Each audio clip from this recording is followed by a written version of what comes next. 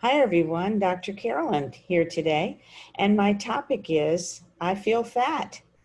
Like many people, I've said that about myself. I know that many of the people that I work with, whether they have anorexia, bulimia, binge eating disorder, food addiction, or emotional eating, have at some point in their lives and often on multiple occasions said, I feel fat. And this can stem from something where we see our bodies as separate from our lives and never the twain shall meet. Kind of like the way it should be, separation of church and state. So they may not be, when they think about looking in the mirror and saying, I feel fat, that's over here. And then their lives are over here. That's why I say never the twain shall meet. But in point of fact, most people don't realize that what they feel about their bodies is often directly related to what's happening in their lives or what has happened in the past. So when you say, I feel fat today, if you're struggling with food and body image issues, the statement above may be something that you just take for granted is like a fact when it really is not. So for many people, saying, I feel fat is them expressing a feeling that just kind of comes out of the blue and hits them smack in the face. I feel fat. And of course, comes along with a lot of distress, like I need to do something. What's wrong with me? Why can't I fix this? Why can't my body be like I want it to be, et cetera, et cetera. And often it's seen as being related to that number on the scale, or whether it comes about whether or not you can fit into your skinny jeans, for example. But honestly, fat really is not a feeling. So if fat is not a feeling, then what does it mean when you're having a bad body image day or feeling fat?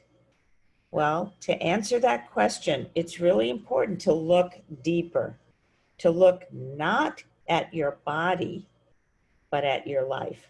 When you look deeper, you may find that you're stressed about work or worried about a relationship issue or feeling bad about a breakup or an event or an argument with your boss, feeling worried about finances during these, troubling and unsettling times. So, or it may just be feelings of sadness, overwhelm, or anger.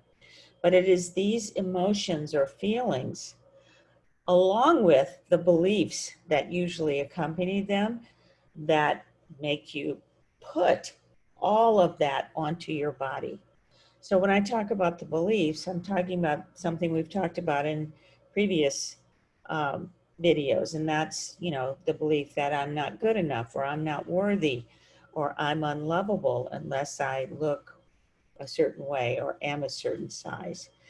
And so those then are put onto the body, and they really don't belong on the body. Instead of feeling your feelings, you may realize when you take that deeper look that what feeling fat means is that it's a way of distracting your mind from all those emotions that you don't want to feel or even acknowledge, right?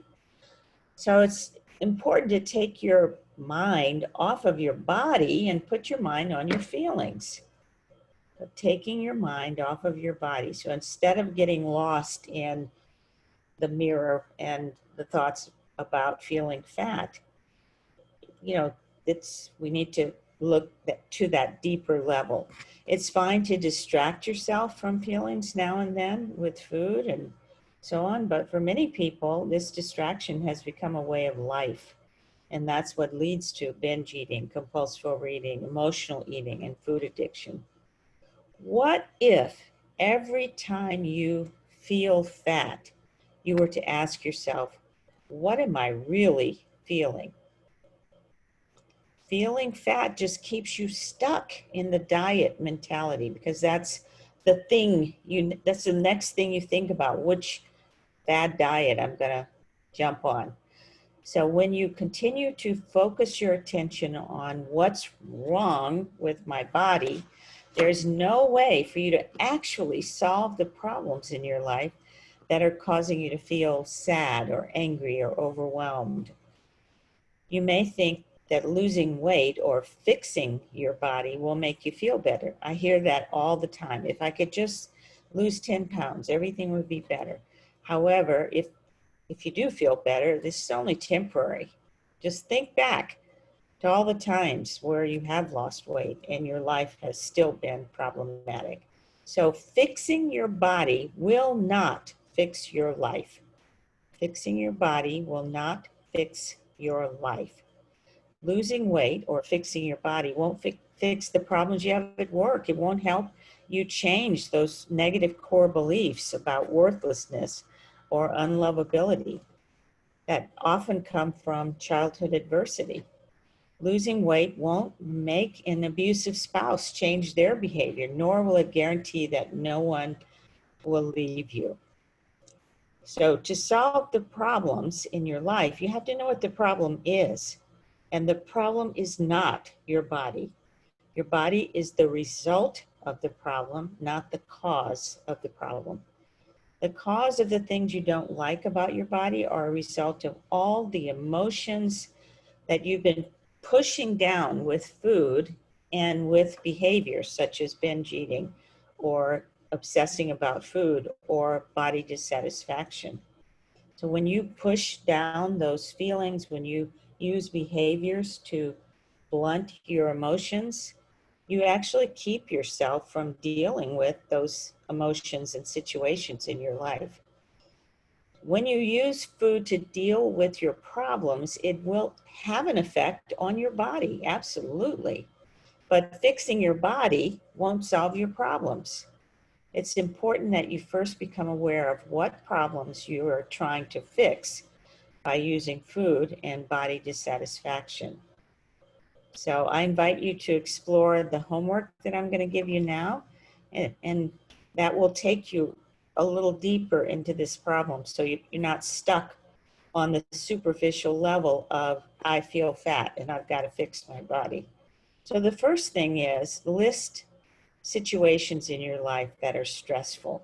So here are some examples. Maybe it's loneliness, dissatisfaction at work. Perhaps it's relationship issues. Could be relationship with a spouse or partner, parents, children, friends, co-workers.